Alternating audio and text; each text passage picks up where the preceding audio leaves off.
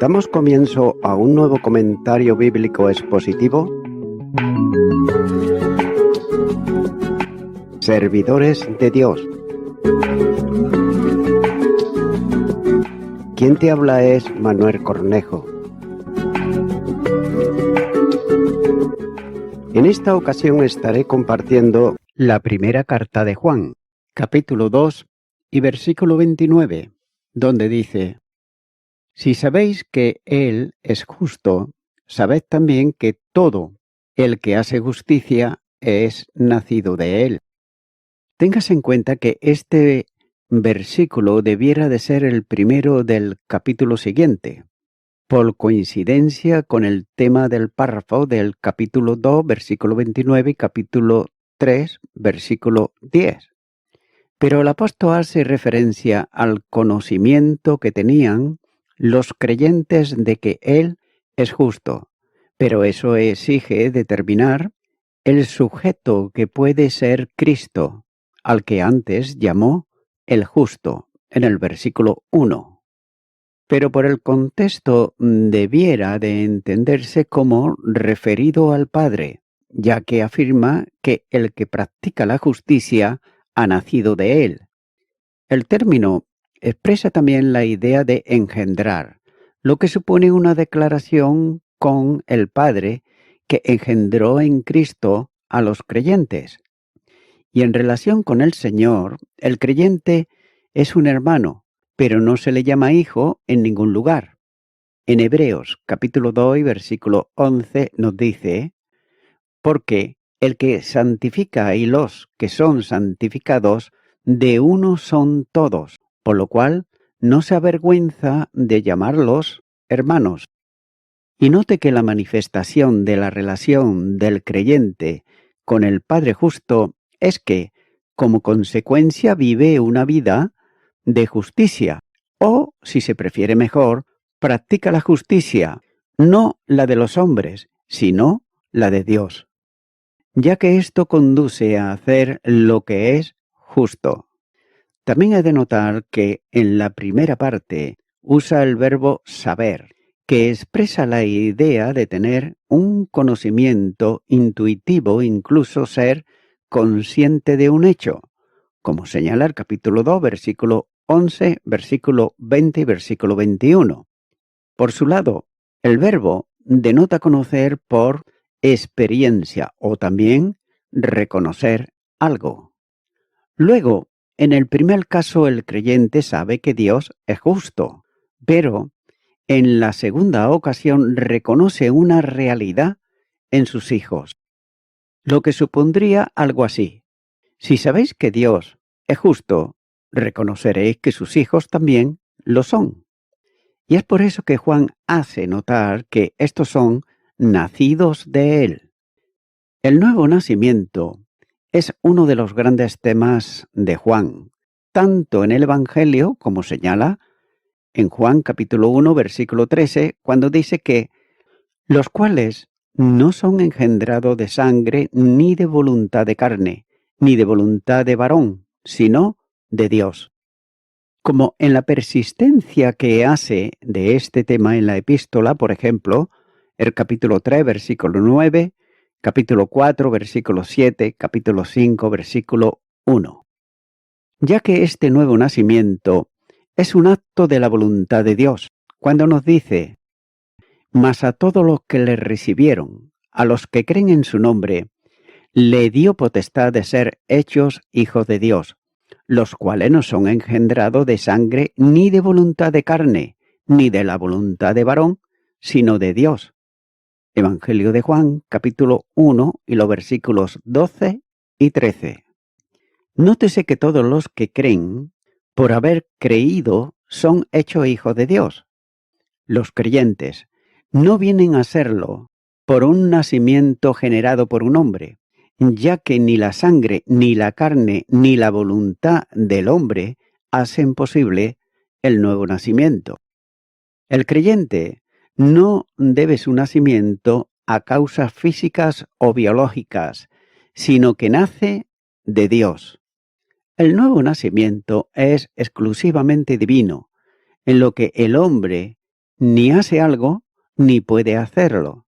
Tan solo responder con fe al llamado del Evangelio y creyendo en Cristo. Con todo, también debe de entenderse que la fe, como la gracia y cualquier elemento necesario en la salvación, proceden de Dios y son dados por Él, como señala Efesios, capítulo 2, los versículos 8 y 9, donde dice: porque por gracia sois salvos, por medio de la fe. Y esto no de vosotros, pues es don de Dios, no por obras para que nadie se gloríe. La precisión de Juan en el Evangelio afirma que no por sangre, no por impulso de la carne, no por deseo de varón, se produce el nuevo nacimiento y el creyente viene a una nueva vida en Cristo, ya que la Biblia enseña continuamente que la salvación y con ella el nuevo nacimiento es de Dios. El Salmo 3 y versículo 8 dice: la salvación es de Jehová, sobre tu pueblo sea tu bendición. Y también Jonás, capítulo 2 y versículo 9 dice: mas yo con voz de alabanza te ofreceré sacrificios, pagaré lo que prometí. La salvación es de Jehová. De manera que siendo hijos de Dios, los creyentes deben de manifestar la justicia de Dios en sus vidas. Por eso el carácter del Padre se manifiesta en que como Él es justo, sus hijos también practican la justicia. Este testimonio personal pone de manifiesto la realidad del nuevo nacimiento, como señala el capítulo 4 y versículo 17. La metáfora del nuevo nacimiento también aparece en la enseñanza del apóstol Pedro, cuando dice en su primera carta de Pedro, capítulo 1 y versículo 3, bendito el Dios y Padre de nuestro Señor Jesucristo, que según su grande misericordia nos hizo renacer para una esperanza viva, por la resurrección de Jesucristo de los muertos. Por tanto, solo quien es nacido de Dios puede entrar en el reino. Evangelio de Juan, capítulo 3, versículo 5, dice: respondió Jesús: de cierto te digo, que el que no naciere de agua y del Espíritu no puede entrar en el reino de Dios. Y solo por ese nuevo nacimiento se puede disfrutar de la vida eterna, ya que Dios no solo es eterno, sino también justo. Sus hijos, a quienes Él ha dado vida eterna, deben ser también justos como Él. Poca aplicación hay que destacar ante un escrito con tanta enseñanza directa. El gran desafío es vivir una vida concordante con la del Padre Celestial, ya que no son las virtudes como la práctica de la justicia las que nos unen a Él, sino todo lo contrario, la vida que hemos recibido de Él por el nuevo nacimiento nos lleva a la práctica de ellas. Y nótese que es un gran engaño llamarse hijo de Dios y no practicar la justicia. Es por eso que la afirmación de Juan, que todo el que hace justicia es nacido de Dios, no se refiere a acciones puntuales u ocasiones en la práctica de acciones justas que hacen alguna buena obra de cuando en cuando, sino que revela el estilo de vida de la persona que ha nacido de Dios. La comparativa es realmente impactante. Si sabéis lo que es justo, porque así es Dios, sabéis también que el que hace lo que es justo ha nacido de Él. Es por eso que los verdaderos creyentes no se conocen por lo que afirman ser, sino por el modo de vida que practican. Romanos, capítulo 6, versículo 19, dice: hablo como humano, por vuestra humana debilidad, que así como para iniquidad presentasteis vuestros miembros para servir a la inmundicia y a la iniquidad, así ahora, para santificación presentad vuestros miembros para servir a la justicia. El llamamiento de Juan a la santidad es el manifiesto en la epístola, ya que la santidad no es una opción de vida, sino que es el único modo de vivir la vida cristiana. Y es una exhortación que se comparte en todo el Nuevo Testamento. Por ejemplo, en Romanos capítulo 12, los versículos 1 y 2 dice: Así que, hermanos, os ruego por las misericordias de Dios que presentéis vuestros cuerpos en sacrificio vivo, santo, agradable a Dios, que es vuestro culto racional. No os conforméis a este siglo, sino transformaos por medio de la renovación de vuestro entendimiento, para que comprobéis cuál sea la buena voluntad de Dios, agradable y perfecta. El ejemplo de vida habla más elocuentemente de lo que es el nuevo nacimiento que la enseñanza de la teología sobre él, ya que no podemos decir que tenemos comunión con Dios si no practicamos la verdad y andamos en tinieblas. Capítulo 1 y versículo 6.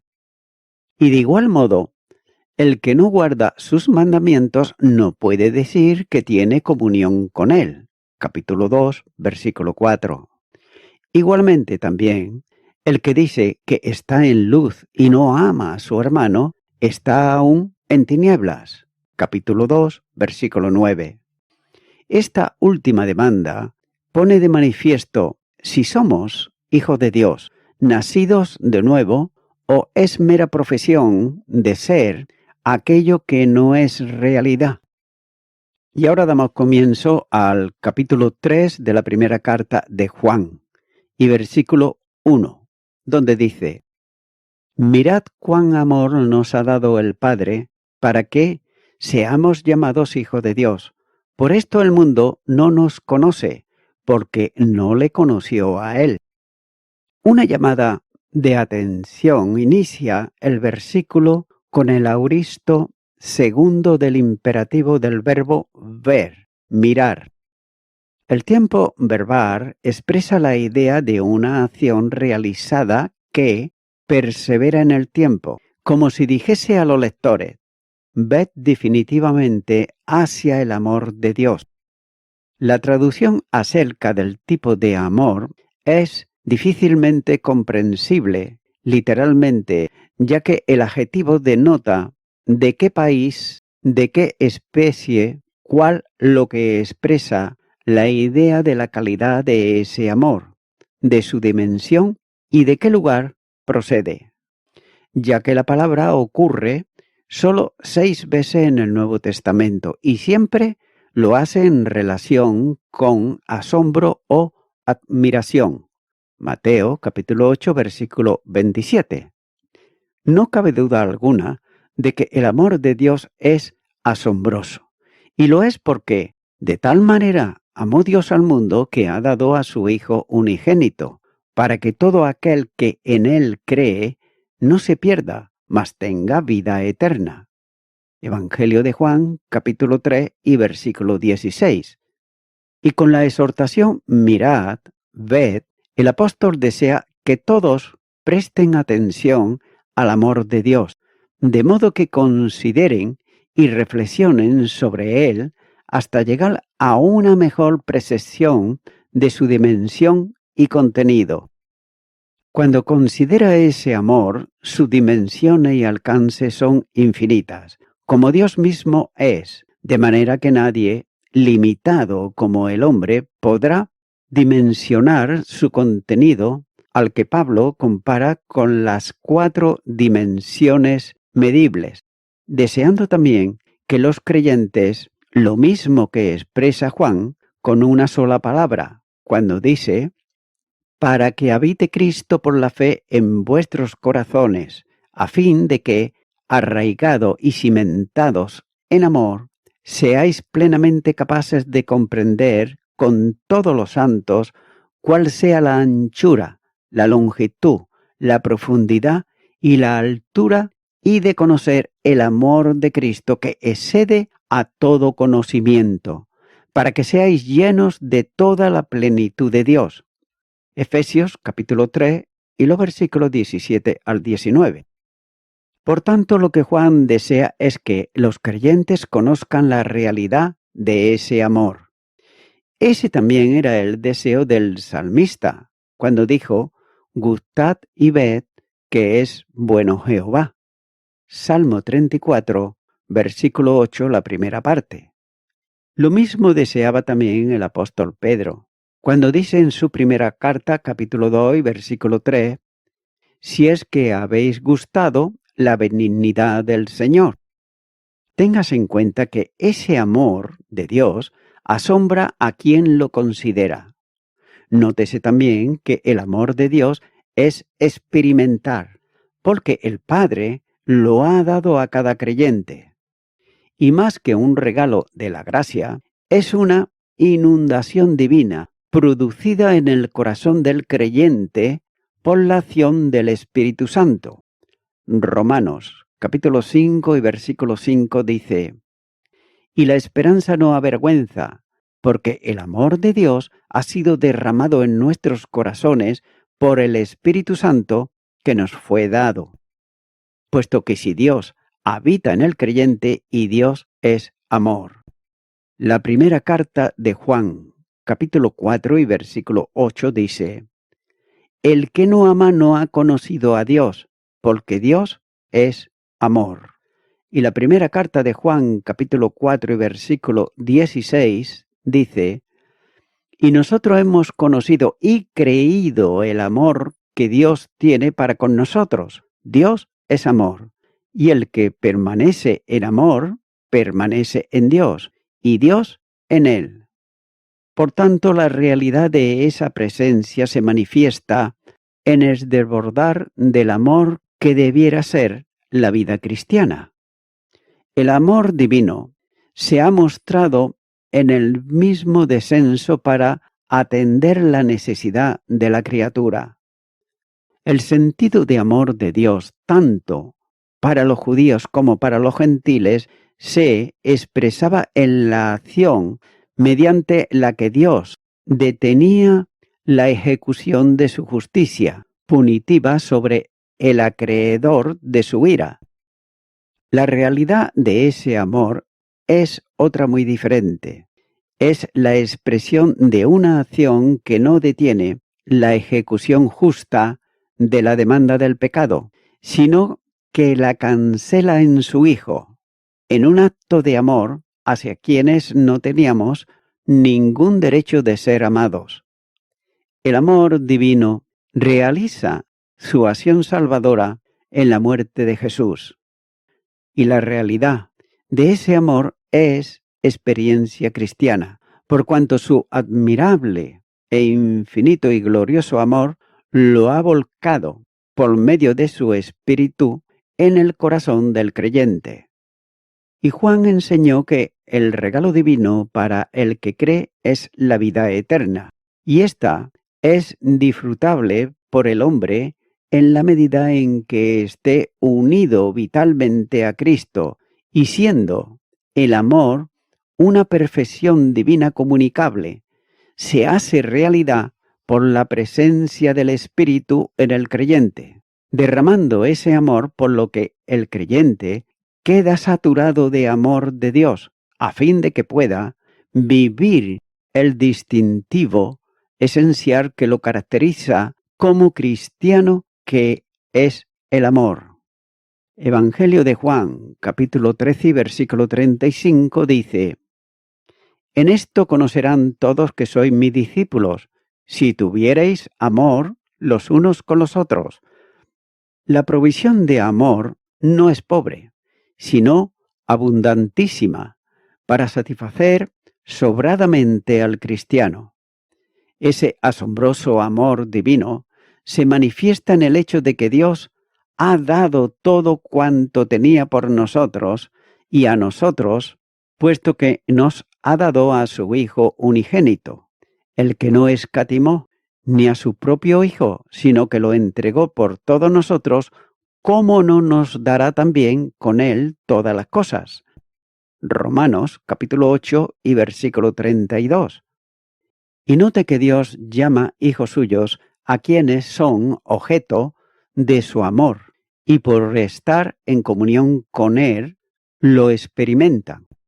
La segunda carta de Pedro, capítulo 1 y versículo 4, nos dice: por medio de las cuales nos ha dado preciosas y grandísimas promesas, para que por ellas llegaseis a ser participantes de la naturaleza divina, habiendo huido de la corrupción que hay en el mundo a causa de la concupiscencia.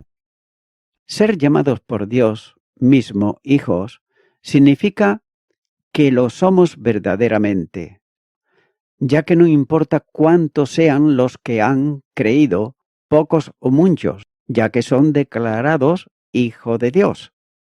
No hay para esto condiciones ni de nación ni de condición social.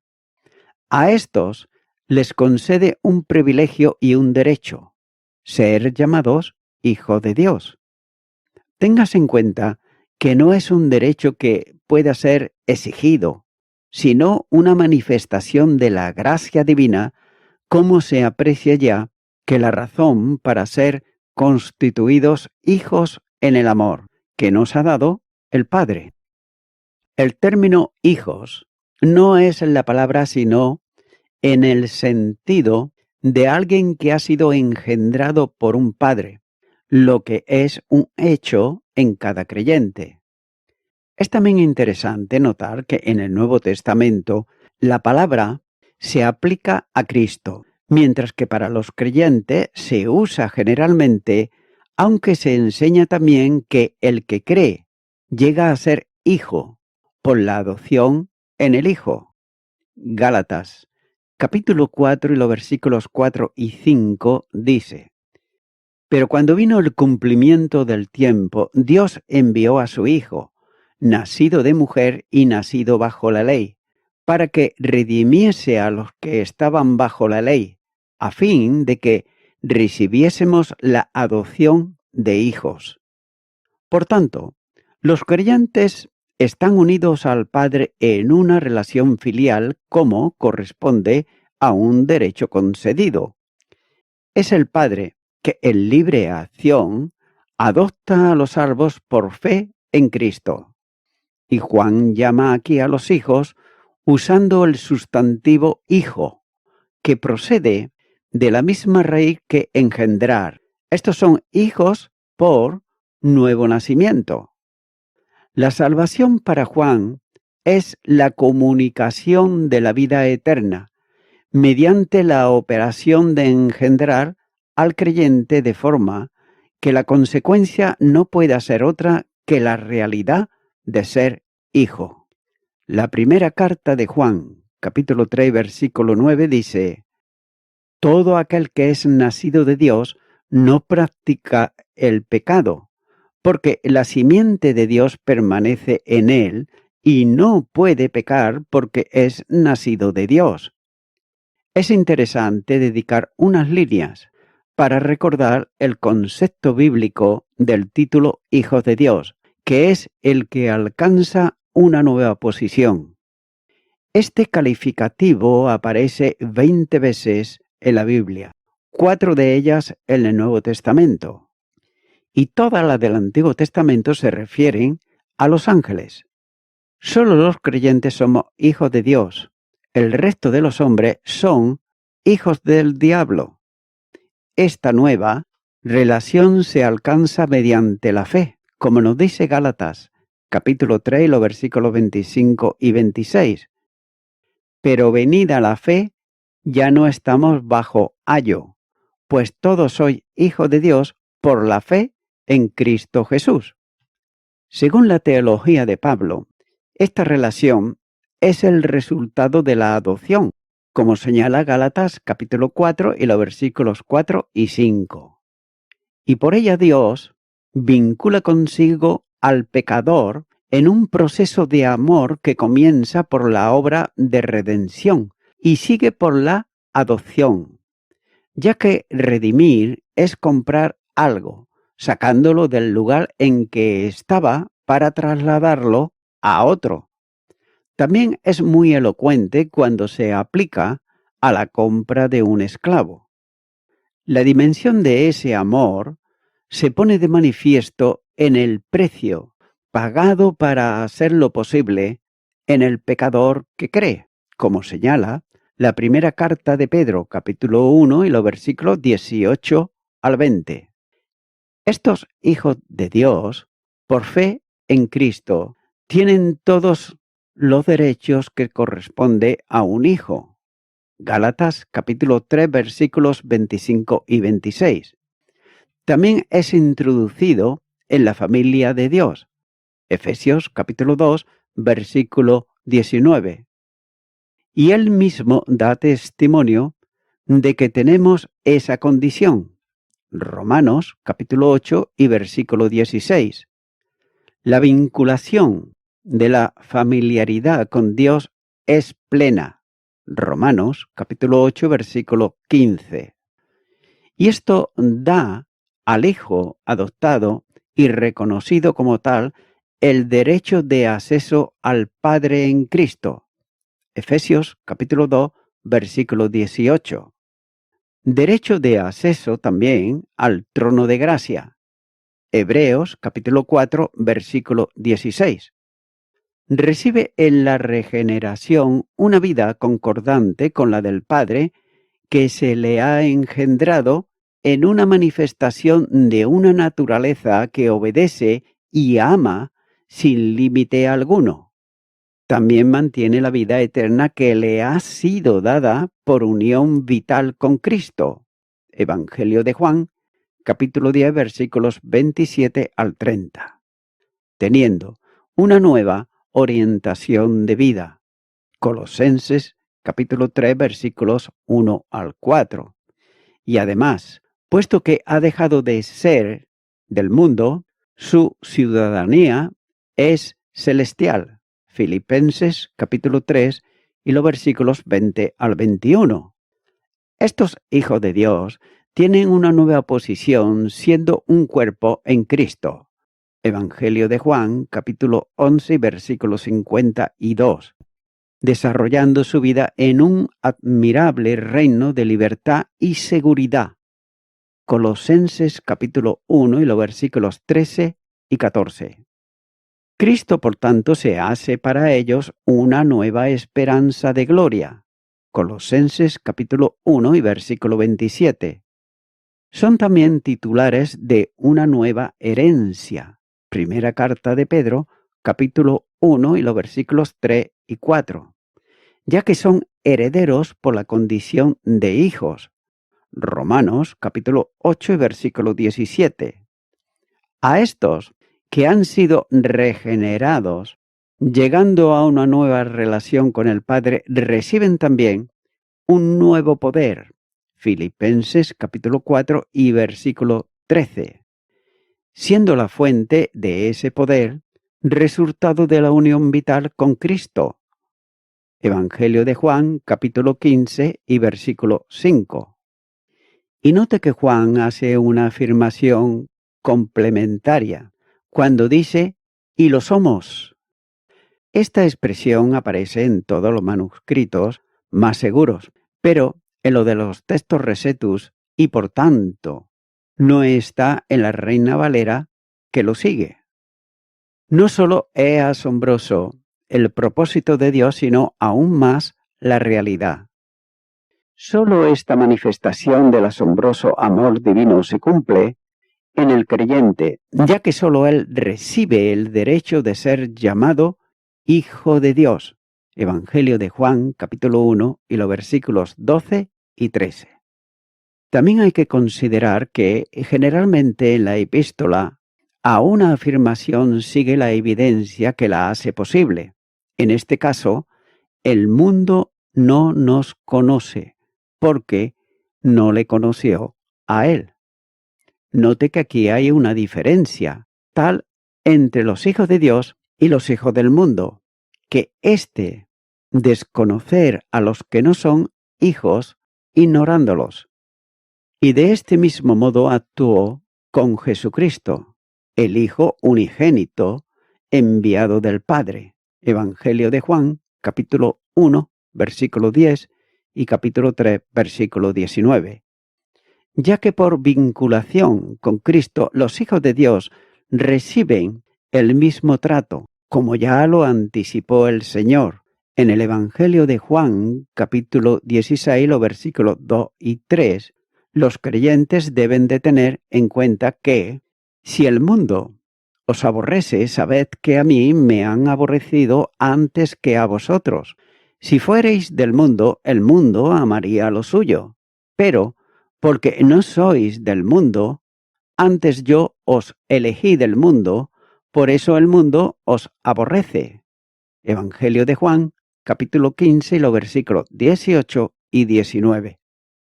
El Señor llama al amor entre los hijos de Dios, pero deben de contar con el odio del mundo, que primero odió a Cristo y que sigue haciéndolo con quienes son como Él. La confrontación con el mundo obedece a la oposición o no de las personas, ya que las que son de Él y por tanto le pertenece y viven conforme a su sistema son amadas por el mundo. Sin embargo, los cristianos eran del mundo, pero elegidos por Dios han sido libertados por Cristo y por tanto los odia. En sentido espiritual, han sido sacados del mundo y ya no les pertenecen, ni Él puede ejercer autoridad o señorío sobre ellos. El apóstol dirá más adelante que los falsos profetas hablan lo que es propio del mundo, y el mundo los escucha. Capítulo 4, versículo 5. La forma de actuación contra los hijos de Dios es el desprecio o el ultraje por el simple hecho de no correr en su desenfreno del pecado, lo que supone una contradicción para el mundo. Primera carta de Pedro, capítulo 4 y versículo 4. El conocimiento o reconocimiento experimental y de comunión solo es posible entre los de igual naturaleza. Así conoce el Padre al Hijo. Evangelio de Juan, capítulo 10, versículo 15. Y ese mismo conocimiento solo se da entre el Señor y los suyos. Evangelio de Juan, capítulo 10, los versículos 14 y 27. El mundo solo reconoce y ama a los suyos. Los falsos maestros, como señala el capítulo 4 y versículo 5, ya que no puede conocer a los creyentes porque la vida de ellos está escondida con Cristo en Dios. Colosenses capítulo 3 y versículo 3. Como el mundo no ama al Padre, tampoco ama a quienes son hijos de Él. Y voy concluyendo con esto. Hijos de Dios. Asombroso. Pero no fue siempre así, ya que cuando entramos primero en este mundo, lo hicimos como enemigos de Dios. Pero Él tenía otro objetivo para describir nuestro primer estado, que era el de insensatos, desobedientes, extraviados, esclavos. Éramos rebeldes, pecadores, con malicia, envidia y odio. Así señala el apóstol Pablo en su epístola a Tito capítulo 3 y versículo 3. Amigo y amiga oyente, toda persona cuando nacemos somos criaturas de Dios, pero cuando tenemos pleno conocimiento de la obra salvífica que Cristo hizo en la cruz del Calvario a favor del pecador y la pecadora arrepentido y arrepentida, y lo reconoce no solamente de palabra, sino de hechos en su vida, y le acepta en su corazón, es cuando en ese momento precisamente pasa a ser hijo e hija de Dios. Es por ello en lo que nos dice la palabra de Dios en el Evangelio de Juan, capítulo 1 y versículo 12. mas a todos los que le recibieron, a los que creen en su nombre, le dio la potestad de ser hechos hijos de Dios. Es por eso que, mi amigo, mi amiga oyente, si aún todavía no eres un hijo de Dios, una hija de Dios, si todavía no la has invitado a Jesucristo a que venga a tu corazón, te invito a que ahora ores conmigo esta oración que voy a hacer y repite. Señor Jesucristo, vengo ante ti, pidiéndote perdón, ya que yo siempre he pensado desde que nací que ya era hijo o hija de Dios. Pero ahora, que soy una persona con pleno conocimiento, te pido que me perdones de todos mis pecados. Me arrepiento de ellos, te abro mi corazón y te recibo ahora como mi único y suficiente Salvador. Quiero darte gracias por todo lo que has hecho por mí. En tu nombre, amén.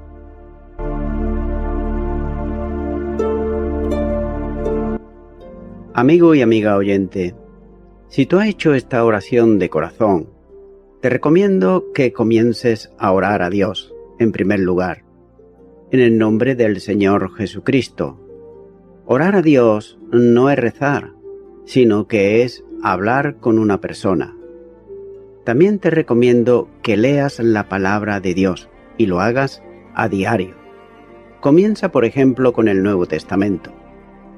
Y también, por último, te recomiendo que para que puedas crecer espiritualmente, te congregues en una iglesia cristiano-evangélica, donde se predique, se enseñe y se practique la sana doctrina y la palabra de Dios. Congrégate ahí y con el tiempo podrás crecer espiritualmente y también servir al Señor Jesucristo. Que Dios te bendiga. Y a toda la audiencia, nuevamente ya me estoy despidiendo de todos ustedes y será hasta el próximo programa. Que Dios os bendiga a todos.